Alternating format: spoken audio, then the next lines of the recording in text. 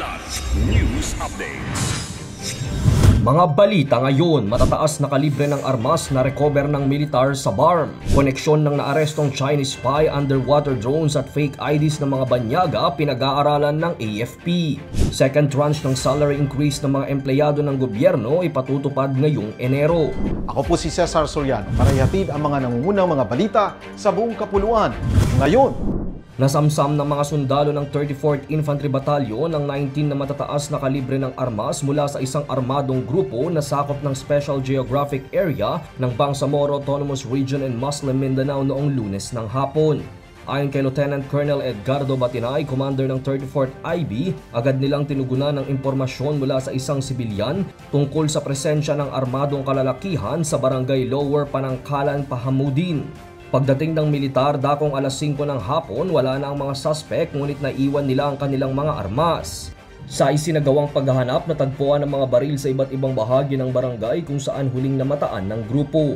Tinukoy ni Batinay na ang naturang grupo ay lumabag sa COMELEC gun ban na ipinatutupad ng pulisya at militar bilang paghahanda sa nalalapit na midterm elections sa Mayo 2025.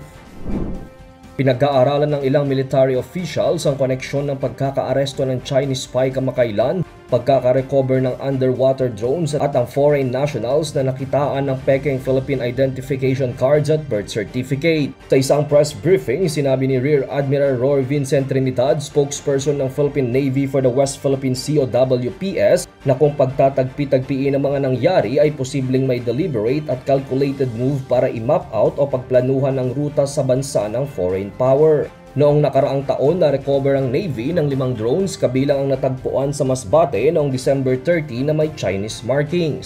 Kamakailan din nang inaresto ang 3 individual kabilang ang isang Chinese na 10 taon nang naninirahan sa Pilipinas at nakapagtayo ng mga negosyo bilang front sa pagpapondo ng mga iligal na aktibidad. Ang 3 ay pinaghihinalaang nag-espiya sa bansa para sa China. Sa parehong briefing, inihayag ni AFP spokesperson Colonel Francel Padilla na tinitignan ng militar ang bigger picture at connecting the dots kabilang ang pagkakaban ng POGO operations.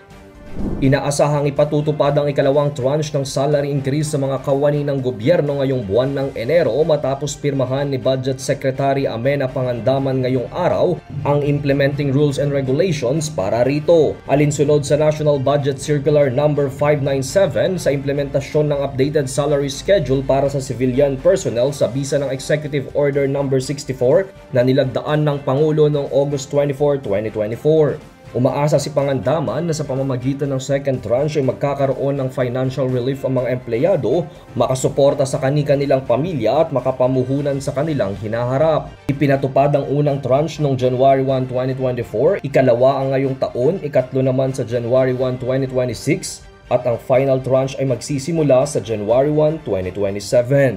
Para sa Kidlat News Channel, ito si Jai Reyes, nag-uulat.